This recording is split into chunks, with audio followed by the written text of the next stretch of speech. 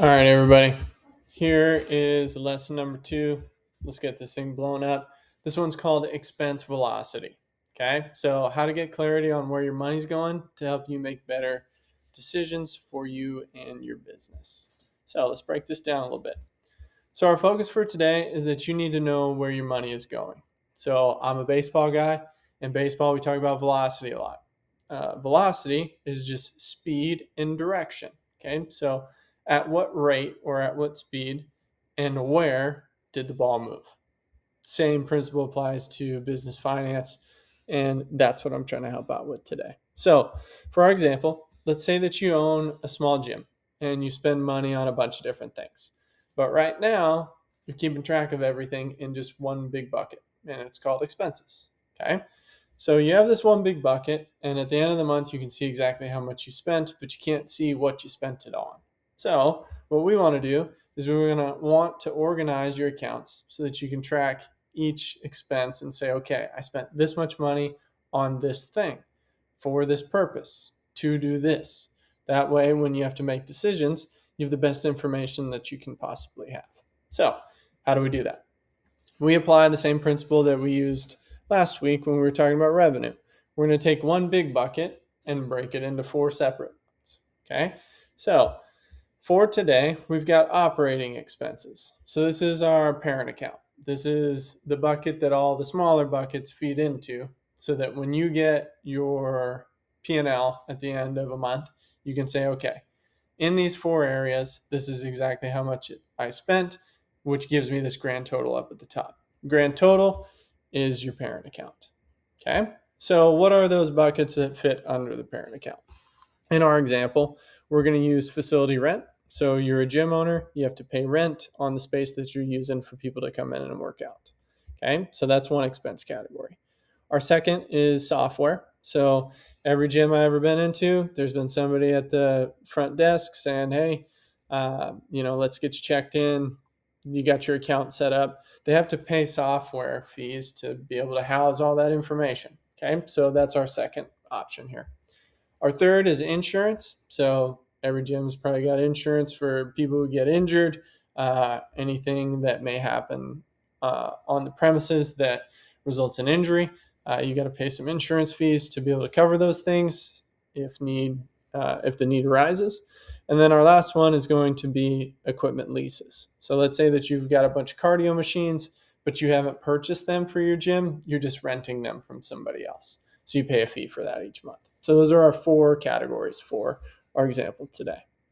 So here's how breaking them down can really help you. Very similar format to what we used last week. I'm trying to make very simple graphics so that I'm able to provide information that will help business owners and give them the information that they actually want. So for our example, we're going to take the month of July.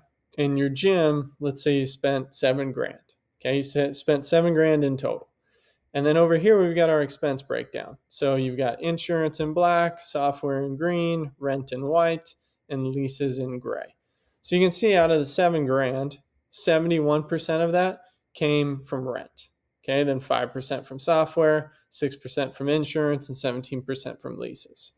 So this is most of the time when you give like a physical representation, visual representation, it lands a little bit better. So here's the type of information that I would want to provide to you, along with a chart. People love charts and graphs. So rent was 5 grand. That gives you your 71% of your 7,000.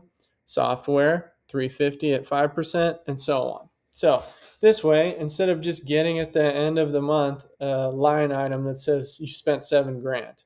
Well, what did I spend 7 grand on? Where did that money go?